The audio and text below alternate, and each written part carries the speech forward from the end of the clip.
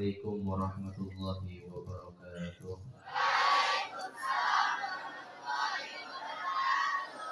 Alhamdulillah wassalatu wassalamu ala Rasulillah Sayyidina Muhammad ibn Abdullah wa ala alihi wa sahbihi wa man tabi'a sunnatahu wa iqtada bihudah. Allahumma salli wa sallim wa barik ala Sayyidina Muhammadin miftahi babi rahmatillah adada ma fi ilmillah salatan wa salaman daimaini bidawami mulkillah wa ala alihi wa sahbihi wa mawalah amma ba'd. Yang kami muliakan dan yang kami hormati pimpinan Pondok Pesantren Nurul Ma'arif Al-Ustaz Muhammad Faisal, mudah-mudahan beliau senantiasa diberikan keberkahan, kesehatan sehingga bisa terus membimbing kita semua menjadi anak-anak yang saleh dan salehah serta dekat dengan Allah dan cinta kepada Nabi Muhammad SAW. Kemudian kepada seluruh dewan guru yang mengajar di Pondok Pesantren Nurul Ma'arif, yang mudah-mudahan beliau-beliau semuanya senantiasa diberikan kesehatan, diberikan keistiqomahan sehingga bisa terus memberikan kepada kita semua pencerahan agar kita menjadi orang yang hidupnya kelak bermanfaat bagi orang lain. Juga kepada seluruh adik-adikku sekalian, santri putra putri Pondok Pesantren Nurul Ma'arif, mudah-mudahan kalian semua diberikan ilmu yang barakah, ilmu yang manfaat. Apa yang menjadi segala cita-cita dan niat kalian dimudahkan oleh Allah Subhanahu wa taala. Terkhusus kepada anak kelas 3 SMP dan 3 SMA yang mau ujian, mudah-mudahan lancar semua ujiannya, diberikan barakah, diberikan hasil yang memuaskan, lulus bukan hanya sekedar lulus tapi lulus dengan prestasi yang istimewa. Amin ya rabbal. Alhamdulillah, di pagi hari ini Habib sangat senang. Kenapa? Karena Habib bisa ketemu dengan orang-orang yang luar biasa seperti kalian. Santri dan santriwati itu orang hebat. Kenapa? Indonesia ini kalau nggak ada santri tidak akan menjadi Indonesia. Karena sejarah telah membuktikan bahwasanya peranan santri itu sangat luar biasa di dalam kemerdekaan negara Republik Indonesia.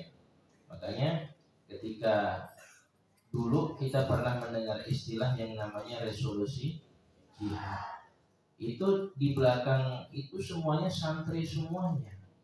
Makanya santri itu adalah orang yang hebat, orang yang luar biasa. Makanya ketika kalian menjadi santri jangan minder. Ketika kalian menjadi santri harus semangat. Tunjukkan bahwasanya santri itu adalah orang-orang yang luar biasa. Makanya kalau ditanya santri itu bisa jadi apa sih? Santri bisa jadi segalanya. Santri mau jadi presiden bisa enggak? Bisa. Contohnya sudah ada. Siapa? Al-Maghfurlah Kiai Haji Abdurrahman Wahid atau yang kita kenal dengan nama Gus Dur. Kemudian santri mau menjadi wakil presiden bisa enggak? Bisa. Seperti siapa? Kiai Haji Ma'ruf Ali. Santri ingin menjadi menteri bisa enggak? Bisa. Siapa? Gus Yakut.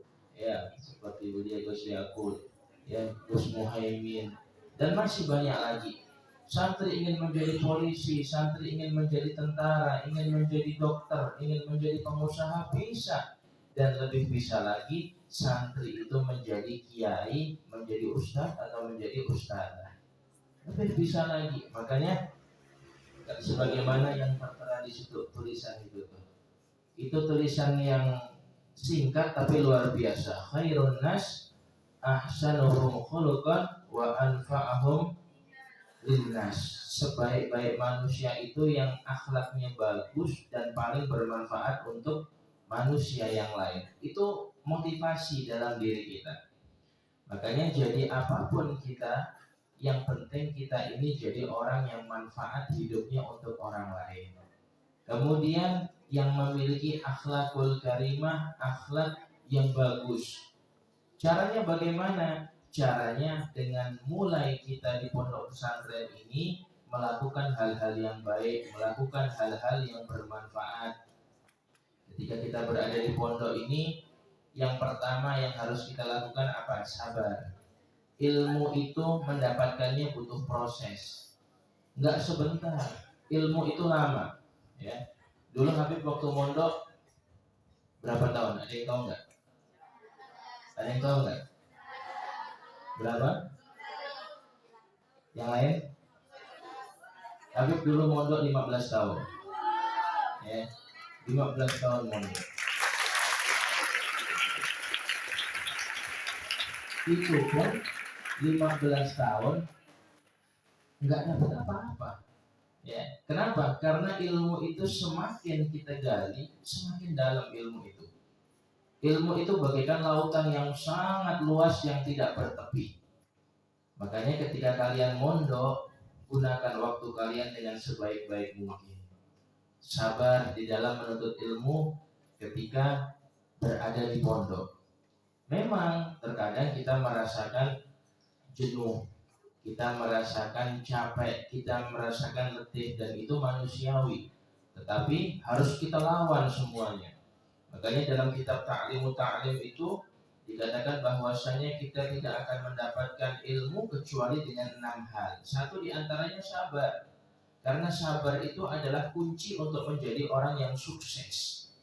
Ilmu itu didapat bukan dengan bermimpi. Kita lihat para guru-guru kita di sini. Ya, kita lihat Ustadz Muhammad Faisal menjadi orang yang sukses. Kita lihat dewan guru yang duduk di depan ini. Kemudian kita lihat bagaimana Kiai Haji Muhammad Ghazali menjadi orang yang luar biasa. Beliau mendapatkan ilmu karena mujahadahnya beliau. Karena apa? Beliau semangat di dalam belajarnya dahulu. Maka kalian ikuti jejak-jejak daripada guru-guru kalian. Karena ketika kalian mengikuti ajaran guru-guru kalian, insya Allah kalian akan mendapatkan keberkahan di dunia dan di akhirat. Ya, makanya karena ini temanya di dalamnya ada Isra Mi'raj. Ketika kalian bingung ingin memulai dari mana, maka mulailah dari sholat. Karena sholat itu adalah segala-galanya. Santri itu ya identik dengan mujahadah. Makanya Isra Mi'raj itu terjadi lailan di malam hari. Kenapa? Karena malam itu adalah waktu yang luar biasa, waktu yang istimewa. Makanya sebagai seorang santri, kalau bisa bangun di sepertiga malam. Tidak bisa ya bangun 3:30. Ya, 3:30 bangun sholat tahajud. Tapi terkadang santri itu ketika dibangunkan sama ustadz atau ustadzahnya, dia bangun. Kalau yang masya Allah langsung dia ke musala. Yang lebih masya Allah lagi karena dia ngantuk ngumpet di bawah kasur. Ya, yang lebih masya Allah lagi kalau yang badannya kecil masuk dalam lemari. Ya, yang lebih masya Allah lagi terkadang apa? Dia pura-pura sakit. Dan terkadang santri itu sakitnya yang gaib-gaib, yang nggak nampak. Apa sakitnya? Pusing, sakit perut, sakit gigi. Ya, nggak panas, iya tapi pusing Ustaz. Sakit perut Ustaz. Ya, sakit gigi Ustazah. Jadi yang sakitnya itu nggak bisa diperiksa sakitnya. Ya, subhanallah. Jadi ketika kalian menjadi seorang santri, semangat. Dibangunkan waktu subuh, alhamdulillah kalian segera bangun. Karena ketika kita bisa bangun tidur, itu adalah rezeki yang besar daripada Allah Subhanahu wa taala. Coba ketika kita bangun, ya tiba-tiba di depan mata kita ada mungkar nakir, langsung ditanya man rabbuka. Ya, apa yang mau kita jawab? Akhirnya ada satu orang nanya, Beb, bisa nggak kira-kira kalau nanti ketika saya mati nggak ditanya sama malaikat? Oh bisa. Caranya gimana? Nanti kalau mati dibungkus pakai daun pisang. Nanti kalau ditanya man rabbuka, saya bukan pocong tapi lontong. Gitu. Ya. Jadi ketika kita mendengar adzan, alhamdulillah. Siapa yang biasa adzan subuh di sini? Nah, jadi kalau adzan subuh ada tambahannya. Apa tambahannya? As-salatu khairum minan naum. Ya, ini bagi yang biasa adzan subuh, ketika membaca as-salatu khairum minan naum, naumnya dipendekkan aja. Ya, jangan terlalu panjang. As-salatu khairum minan naum. Kalau dipanjangkan, as-salatu khairum minan naum. Akhirnya kawan-kawannya yang tadi tidur mau bangun, dengarnya cuma naum, tidur. Oh, disuruh tidur katanya. Ya, jadi bangun. Waktu subuh itu adalah waktu yang nikmat luar biasa.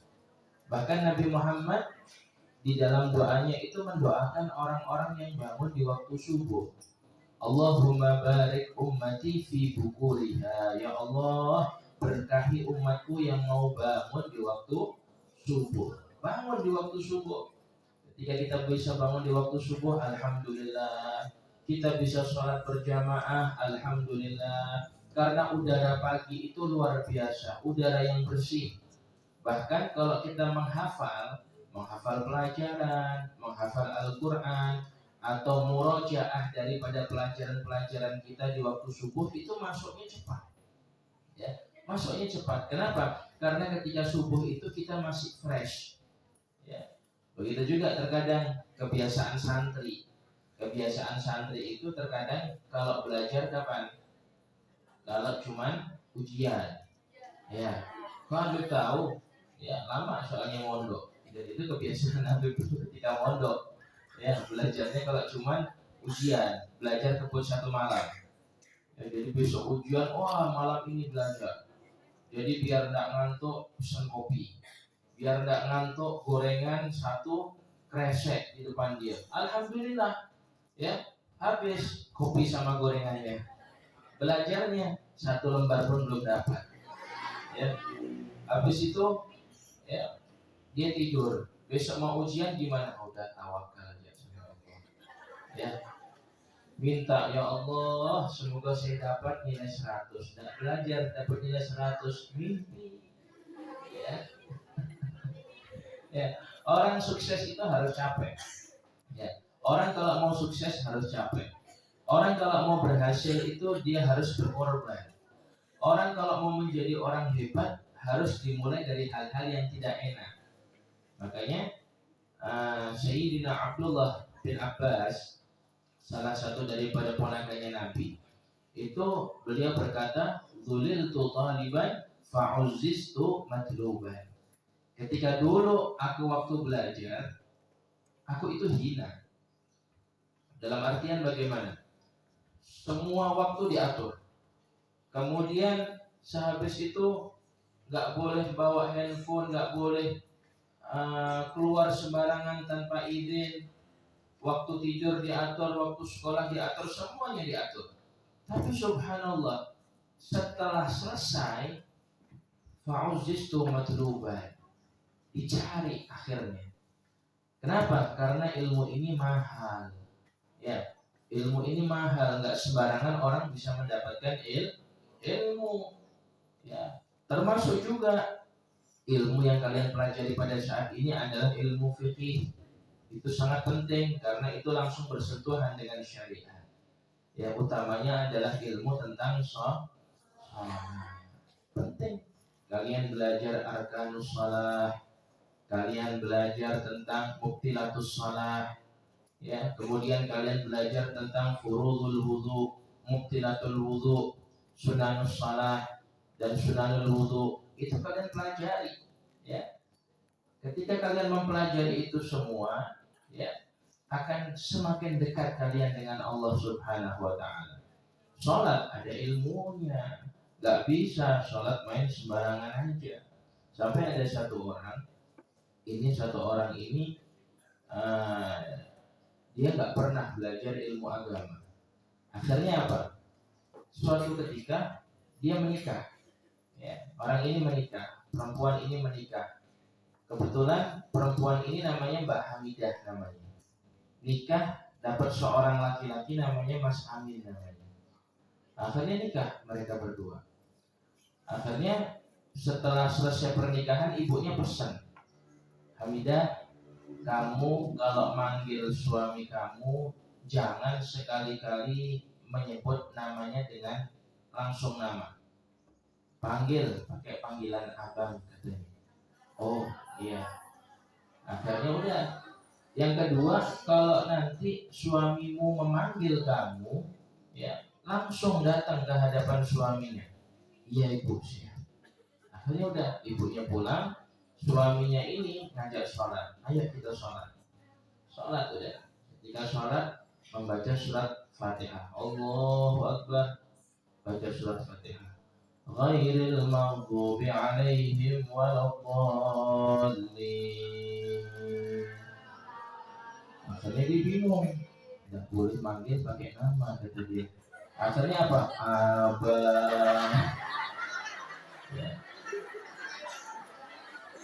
Tapi karena suaminya juga nggak paham tentang ilmunya sholat, diteruskan sama dia, ya, diteruskan. Akhirnya subhanallah diteruskan, baca surat pendek, habis itu dia ruku, Allahu Akbar, Sami Allahu liman hamidah. Istri langsung datang ke depan, iya bang, kenapa bang? Ya. Dipikirnya manggil, ternyata itu bacaan sholat. Sampai ada yang lebih parah lagi apa? Ya. Ada orang yang lebih parah lagi, dia nggak tahu tentang ilmu agama, dia nggak mondok dulunya. Kebetulan istrinya ini namanya Fatimah, ya istrinya namanya Fatimah. Suaminya doa, Rabbana atina fid dunya hasanah wa fil akhirati hasanah wa qina adzabannar. Dicubit suaminya. Kaget suaminya, loh kok saya dicubit, kenapa? Kamu ini ya, nama saya Fatimah, kok yang kamu doakan hasanah katanya. Kenapa bisa seperti itu? Karena tidak belajar. Begitu juga, ya, karena dia tidak belajar, jadi imam sholat subuh.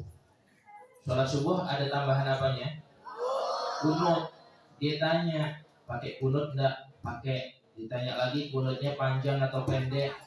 Bingung langsung, panjang atau pendek? Kata dia. Ya udah, akhir terserahlah. Akhirnya dia imam. Ditengok di belakang ada Pak Kiai. Ditengok di belakang banyak orang-orang hebat. Selesai rakaat yang kedua, sehabis dia tidak sami Allahu liman hamidah, kata dia yang pendek aja deh, kata dia langsung kunut, ya. Akhirnya di belakang Pak Kiai bilang subhanallah, katanya kan, berarti harus yang panjang. Dia tarik nafas panjang-panjang, kunut. Akhirnya subhanallah, Pak Kiai langsung bilang subhanallah. Alamak, salah lagi nih. Akhirnya dia sudah sujud, Allahu Akbar. Kok lama, ya, tidak berdiri. Akhirnya Pak Kiainya mufarokoh, ternyata apa? Imamnya udah kabur. Ya. Jadi seperti itu. Ya, segala sesuatu itu butuh yang namanya belajar. Ada ilmunya, nggak main sembarangan aja. Sholat ada ilmunya. Oh, saya pernah mendengar hukum menjawab salam apa? Hukum menjawab salam apa? Karena orang tidak tahu ilmunya sholat, ketika waktu salam, assalamualaikum warahmatullahi, kata sampingnya waalaikumsalam. Ya. Padahal ada salam yang tidak wajib untuk dijawab. Ada dua. Yang pertama adalah salam ketika orang sholat. Gimana kita mau jawabnya, lagi sholat batal. Yang kedua, salamnya kita kepada ahli kubur. Kalau kita ziarah, assalamualaikum ya ahlal kubur, dijawab waalaikumsalam, kabur kita langsung. Ya. Jadi ada salam yang nggak perlu jawaban, yaitu salamnya ketika sholat dan salam ketika ziarah kubur. Ya. Jadi itu salam yang tidak memerlukan daripada jawaban. Kemudian ada satu cerita, ya. Jadi ceritanya apa? Ceritanya adalah seekor anak kerbau dan induk kerbau. Ini subhanallah. Anak kerbau ini suatu saat lagi nyusu dengan induk kerbau. Sehabis itu dengar suara, Allahu Akbar, Allahu Akbar, kaget.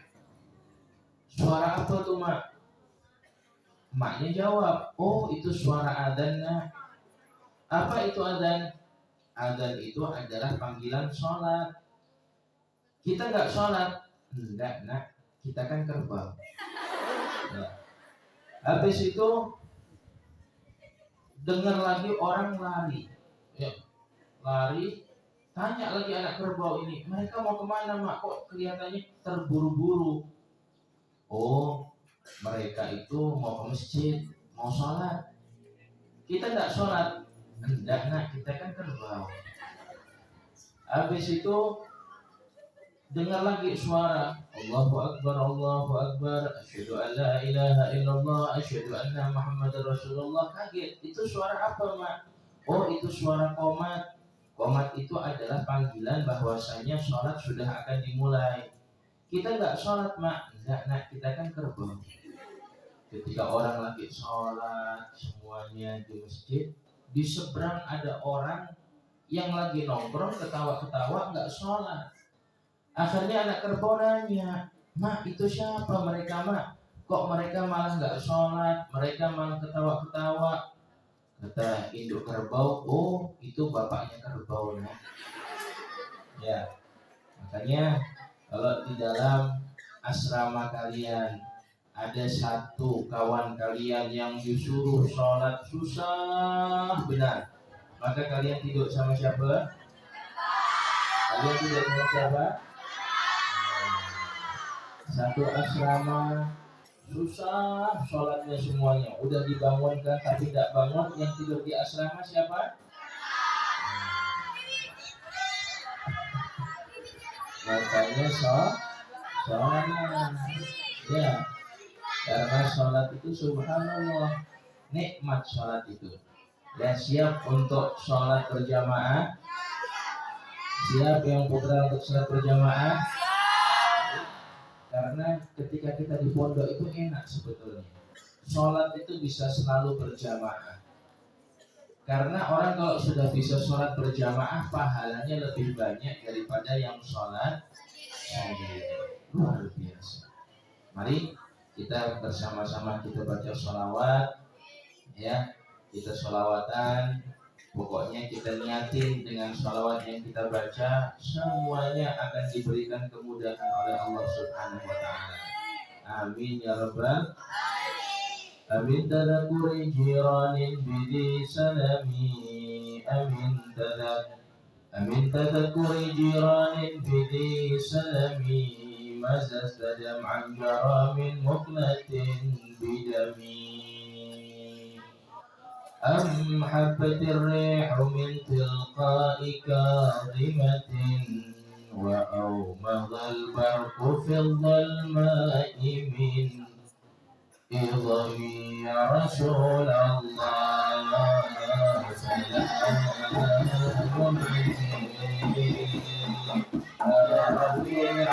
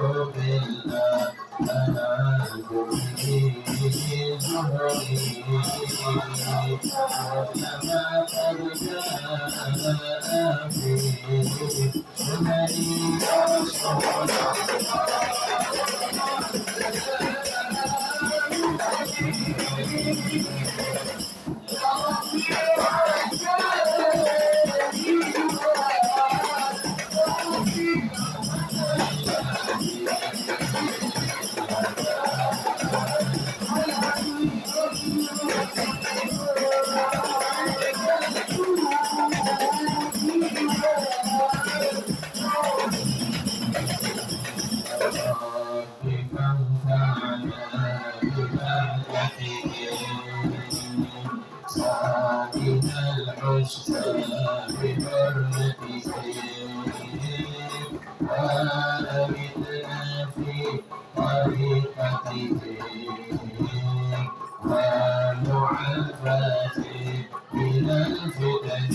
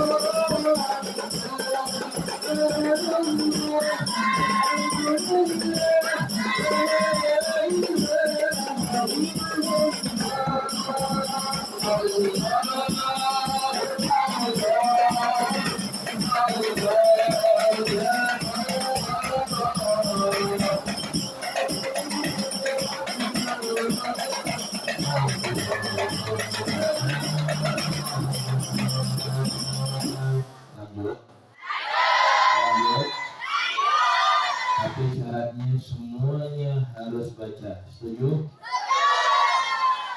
Walal watan ya watan ya watan binaina wa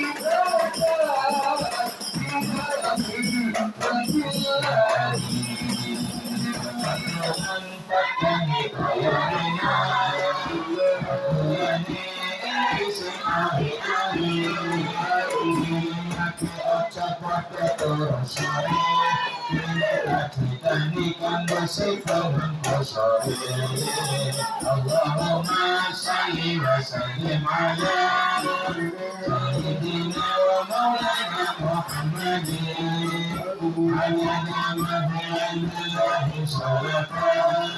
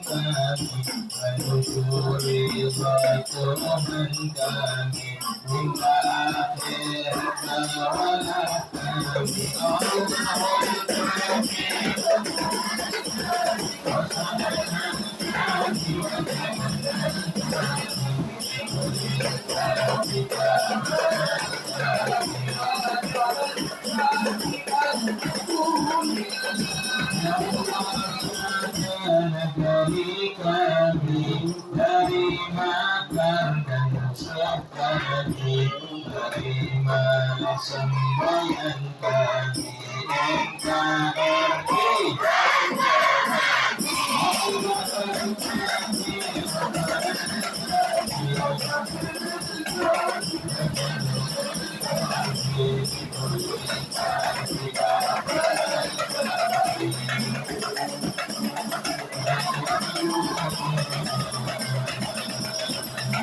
Terakhir, mari kita bersama-sama kita baca sholawat tibil qulub. Mudah-mudahan siapapun yang sakit diberikan kesembuhan oleh Allah. Siapa saja yang sedang susah diberikan jalan keluar, yang sempat diberikan senang, yang gak betah mondok dijadikan betah mondoknya. Dan kita sambung dengan membaca sholawat Nariyah. Mudah-mudahan Nurul Ma'arif menjadi pondok yang luar biasa, menjadi pondok yang hebat, santri-santrinya menjadi santri dan santriwati yang sukses dunia dan akhiratnya, dan pembangunan masjid ini segera terrealisasi, lancar, barokah, mudah semuanya, dan anak-anak yang ujian kelas 3 SMP dan SMA dimudahkan di dalam ujiannya, lulus dengan hasil yang memuaskan. Amin ya rabbal. Allahumma salli ala sayyidina Muhammadin bil qulubi wa dawaiha wa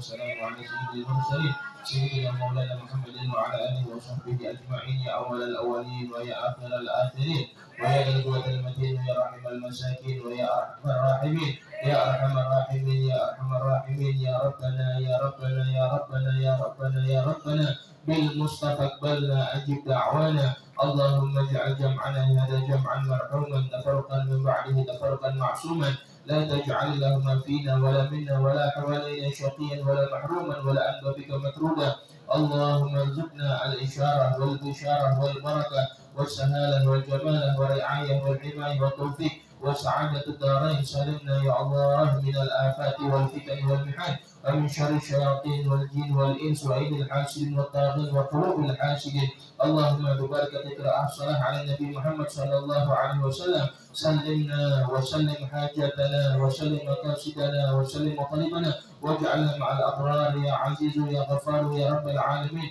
يا ميسر كل عسير ويا جابر كل كثير ويا صاحب كل فريد ويا مغني كل فقير ويا مقوي كل ضعيف ويا مأمن كل مخيف يسر علينا كل عسير فتيسير العسير عليك يسير اللهم بارك لنا في الرجاب وشعبان وبلغنا رمضان اللهم بارك لنا في الرجب وشعبان وبلغنا رمضان اللهم بارك لنا في الرجب وشعبان وبلغنا رمضان علينا وعليكم سنين بعد سنين ومن بعد أعوام على ما يحب ربنا يرضى ذو الجلال والإكرام اللهم اجعلنا يا الله ممن يستمع القول فيتبعون أحسنه وحسن أخلاقنا وحسن آدابنا واجعل علومنا نافعات مباركين مباركات برحمتك يا أرحم الراحمين ربنا آتنا في الدنيا حسنة وفي الآخرة حسنة وقنا عذاب النار صلى الله على سيدنا محمد وآله وصحبه وسلم والحمد لله رب العالمين. الفاتحة.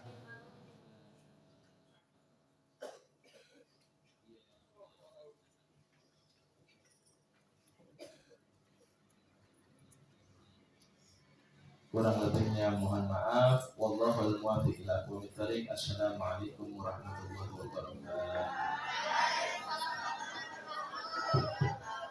Mari kita syukuri dengan berhamdalah sama-sama. Alhamdulillahirabbil alamin. Sekali lagi kita doakan beliau sehat selalu. Amin.